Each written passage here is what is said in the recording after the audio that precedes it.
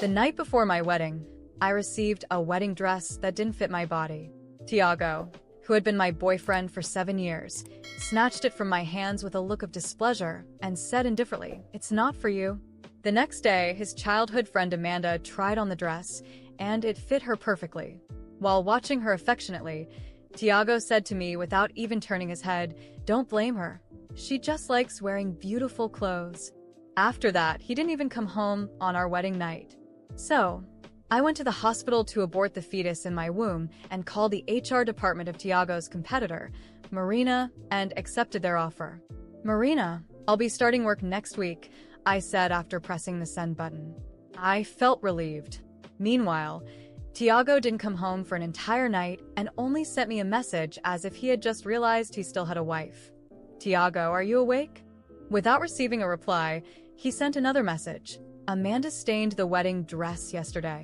She didn't mean to. Remember to take the dress to the dry cleaner when you wake up." As expected, he contacted me because of Amanda. I blocked him and called the most renowned divorce lawyer in town, Marcelo. "Do you take divorce cases involving a marriage that lasted only 1 day?" As soon as I said this, I couldn't help but mock myself, realizing that my 7-year affection for Tiago ended up being wasted. Marcelo seemed surprised and could only say, "Of course. Can you tell me the details of your request?" The conversation with the lawyer continued until noon, when Tiago, who hadn't even taken off his groom's suit, opened the door to my room. When he saw me, he said nothing, only asking with a frown, "Why didn't you reply to my messages?" In truth, I had anticipated this question because I always replied to his messages almost instantly after receiving them. During all those years of our relationship, I could only get a few words in response from Tiago. On the rare occasions he texted me first, it was always about Amanda. Hanging up the phone, I replied evasively, "I got up too late to see your messages." Tiago didn't seem to care about my response and put his legs on the table after sitting beside me. Then, he immersed himself in his phone with a slight smile. Obviously, he was texting Amanda. Without even looking up, he ordered, "Can you massage my shoulders? They feel tight." He probably hadn't paid attention to what I had just said. Tilting my head, I suddenly noticed a kiss mark on his neck and felt nauseated. My lack of response irritated Tiago, who rubbed the skin between his eyebrows and said, "Are you going to keep ignoring what I say forever? Remember, you're an adult, not a child, so stop fussing over these trivial matters." But the last part of his speech was interrupted as I stood up. "Tell me which part is tight," I said calmly. Tiago stopped complaining and was about to say something again when he glimpsed the floor mirror opposite the sofa. Seeing my fingers near the striking kiss mark on his neck, he jumped off the sofa as if he had been electrocuted. Standing up awkwardly, Tiago said something to justify his strange behavior. "All right, no need to massage me. I brought you lunch. Let me heat it up for you, okay?" After grabbing his phone and fleeing to the kitchen, I lifted my head and saw my pale face in the mirror. The pain from the abortion still lingered in my body, but he had no idea that our child had been aborted. Pressing my lips together, I opened Instagram and saw a photo with location information posted by Amanda. It was taken in an upscale seafood restaurant with the caption, "My dear enjoyed the wedding yesterday and took me to savor some seafood cuisine." I'm so happy, though it's a little sad to waste food since I have a small appetite. In the photo, Tiago was leaning down to carefully wipe oil from the corners of her mouth. They were as close as newlywed lovebirds. I gave it a like. There was a burnt smell coming from the kitchen, and Tiago hurriedly served the hot lunch to me. On the screen of his phone, which wasn't locked, I saw the chat box with Amanda. Looking down, I saw that the so-called lunch he brought me was some shrimp, obviously leftovers from his previous meal. I got up and threw the dish into the trash. My reaction gave him an excuse to vent all his dissatisfaction with me that day as he clicked his tongue and said, "I already picked out the burnt ones and threw them away." "So what's with that face? I gave you the wedding you wanted. What else do you want?" "I hate your petty attitude. There's nothing between Amanda and me." As I looked at him, I found his excuses more and more laughable. Without a doubt, Amanda had told him about my like on Instagram. What a cute couple they were. I placed the plate back on the table and said calmly, "Don't overthink. I'm just allergic to seafood." Tiago was stunned and looked a little flustered. He said with a trace of guilt, "Sorry, I forgot. I'll take you on a honeymoon to make it up when our marriage leave is granted." I said nothing. In the past, whenever I begged him to take me traveling, he would always refuse and accuse me of ignoring how busy he was with work. Instead, he used every holiday to take Amanda to all the places she wanted to visit. After finding out about this in the past, I questioned him about the photos Amanda posted on Instagram while crying, only to get his impatient reply, "Amanda is just a child. Do you really have to make a big deal out of everything with her?"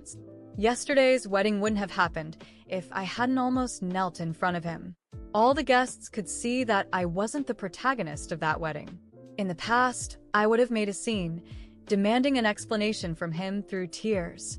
But now, all that remained in my heart was indifference. After reflecting on what I had done in the past, I realized how incredibly stupid I had been. Instead of agreeing to his proposal, I unlocked my phone and saw a message from Marina. "Welcome to our company.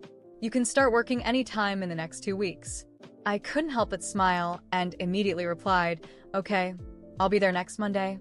Noticing the bright smile on my face, Tiago asked with displeasure, "What are you talking about so happily?" I locked my phone and replied evasively, "Nothing." Unexpectedly, he grabbed my phone and tried to unlock it, but failed. After trying several password combinations, Tiago couldn't help but frown even more.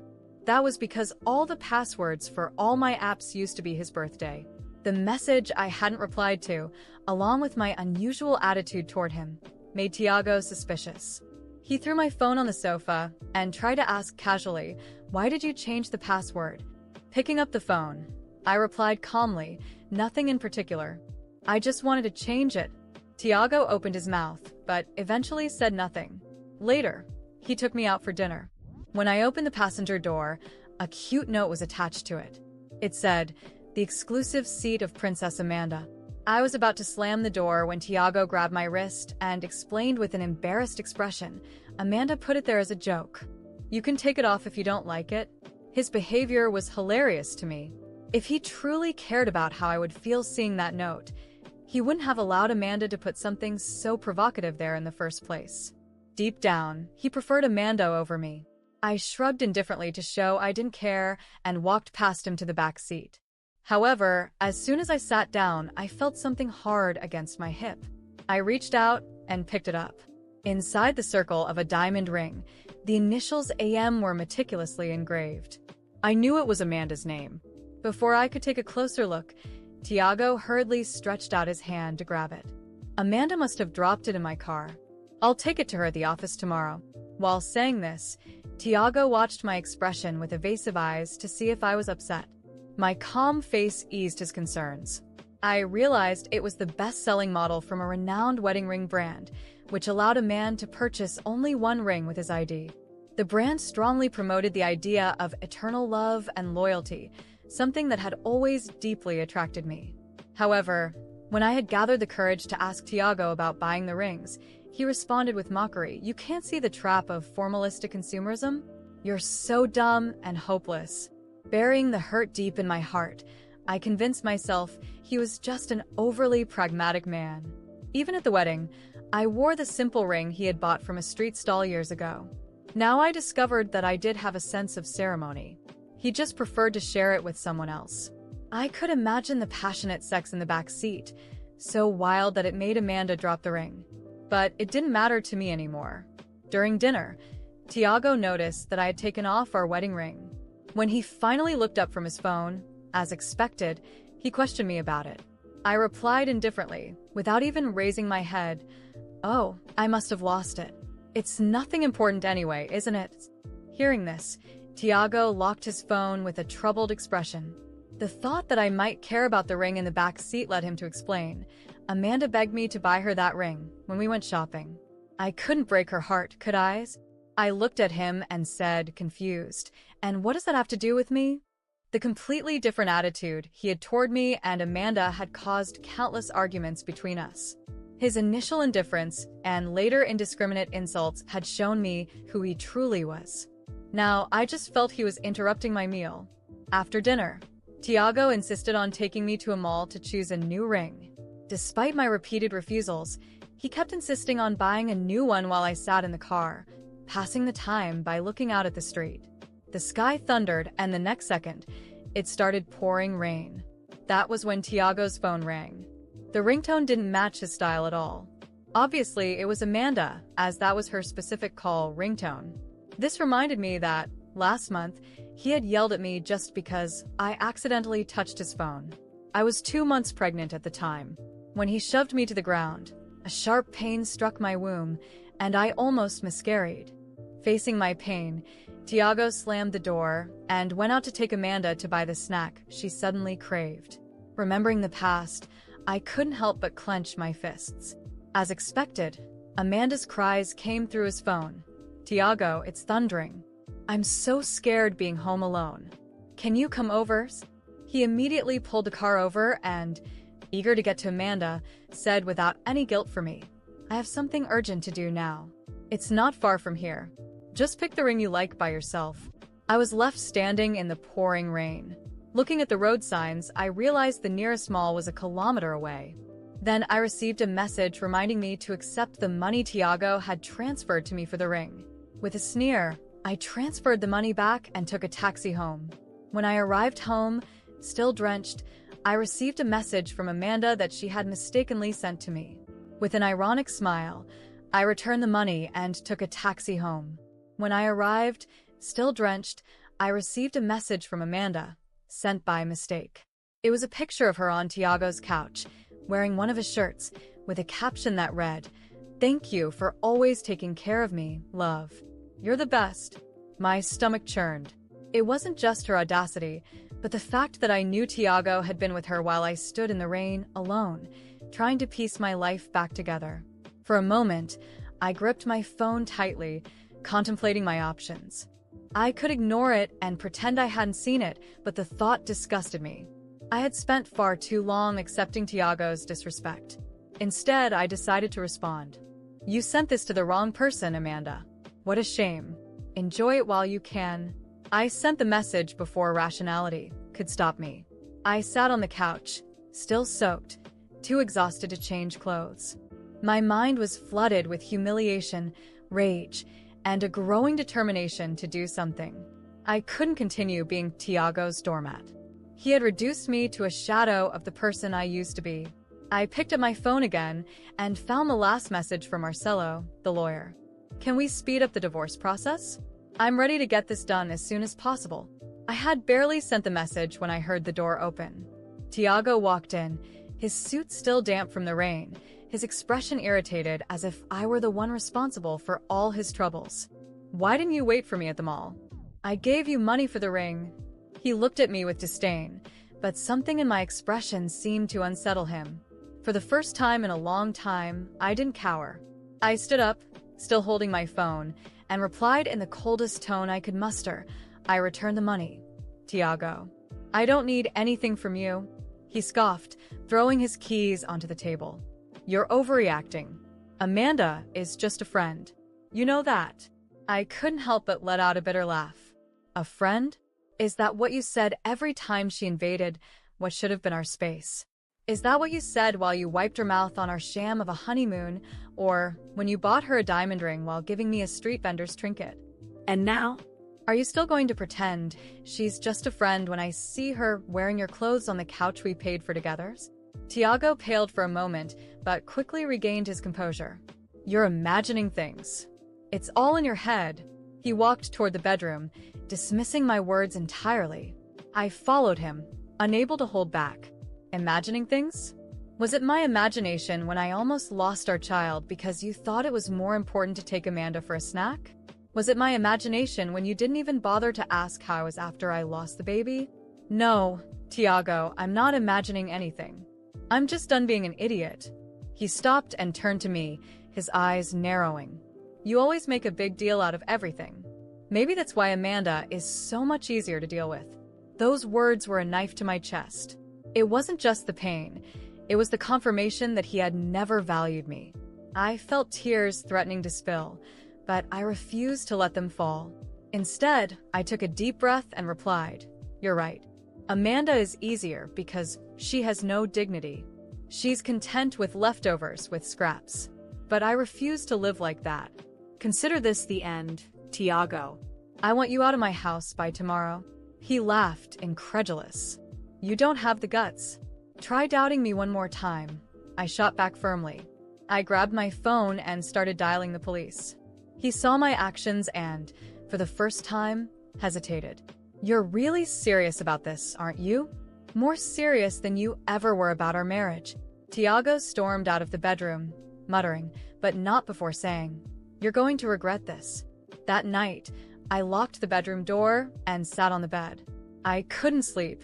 My mind replayed all the ways he had belittled me, how Amanda always seemed to come out on top. But amidst the chaos in my thoughts, an idea began to take shape. This wasn't just about getting rid of Tiago. It was about rebuilding myself. And maybe, just maybe, about making sure he and Amanda faced the consequences of their actions. By morning, Tiago had left, but his belongings were still scattered around the house. I called Marcelo and asked him to expedite the process. I also began looking for a new place to live. If Tiago thought I'd be a passive victim, he was about to learn otherwise.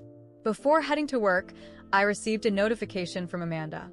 "If you need anything, don't hesitate to ask. I'm here to help." I didn't reply.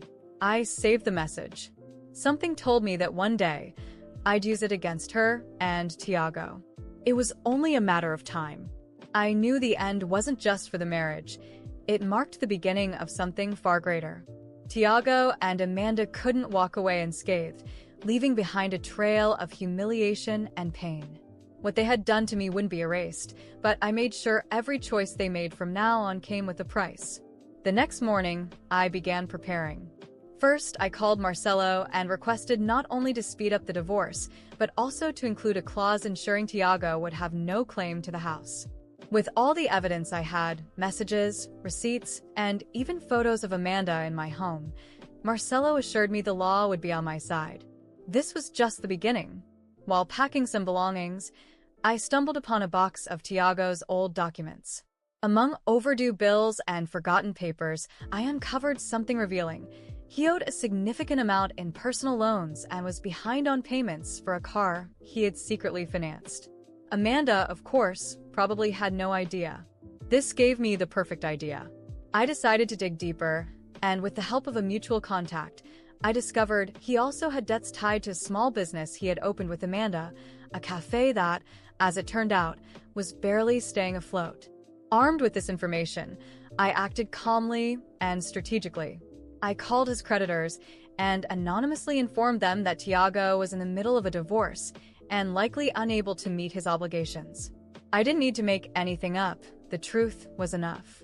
Within a week, I started hearing news that creditors were pressing him more aggressively. Tiago was running out of options.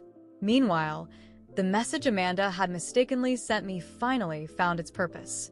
I contacted her company's HR department anonymously, attaching screenshots of her messages and photos, many clearly taken during work hours. As I suspected, she had been using company time for her escapades with Tiago. Days later, I heard Amanda had been fired. I knew this because Tiago showed up at my door, furious. "You ruined her life. You're a bitter, vengeful woman," he yelled, trying to appear in control, but his voice wavered. I stared at him, calm as ever, and replied, "Me? I didn't ruin anything, Tiago. You and Amanda did that all on your own. I simply showed the world who you really are." Before he could respond, I shut the door in his face. Meanwhile, my new job at Tiago's competitor, under Marina's leadership, was going better than I could have imagined.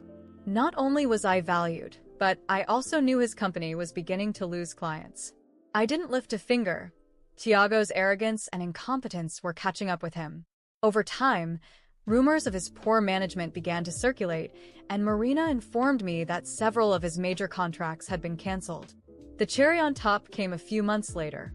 Marcelo informed me that the divorce had been finalized, and Tiago not only lost all rights to the house, but was also ordered to pay compensation for emotional damages. The decision was based on all the evidence I presented, including his negligence during my pregnancy and his blatant betrayals. Tiago tried to appeal but couldn't afford a good lawyer. By this point, Amanda had already disappeared from the picture, leaving him with the debts and a clear message that she wanted nothing to do with him. From what I heard, she moved back in with her parents, embarrassed and unemployed. Tiago, on the other hand, ended up moving into a small apartment in a cheap neighborhood. It didn't take long for him to start selling whatever he could to cover his debts. His car was repossessed, and his reputation was in ruins. As for me, for the first time in years, I felt the freedom to start over. With the money I had saved and the stability of my new job, I purchased an apartment in a place I'd always dreamed of living. Slowly, I began decorating it, each detail reflecting the person I had become. Strong, resilient, and above all, unbreakable. Tiago tried to contact me a few times afterward, mostly to beg for money or help. He even attempted to apologize, but his apology was hollow, full of self-pity and regret for losing the benefits he had with me. I ignored every message. To me, he no longer existed. Amanda, on the other hand, tried to rebuild her life, but her tarnished reputation followed her. I learned that she had taken a job as a waitress at a small cafe, ironically similar to the one she and Tiago had tried to open together. From what I heard, she still blamed Tiago for everything, but her shame kept them from reconciling. Now, looking back, I know my revenge wasn't just about exposing Tiago and Amanda's failures, but about rising from the ashes and showing them, and myself, that no one could destroy me. Every decision I made was calculated, not out of impulsiveness, but out of necessity. They learned their lessons, and I learned mine. However, I always kept one card up my sleeve. Among the evidence I had collected, there was something I never used, a series of messages and documents that could not only bury Tiago for good, but also further tarnish Amanda's name. I decided to hold on to it, not out of mercy, but because I knew that if they ever dared to come after me, I'd be ready. Because now I would never be caught off guard again.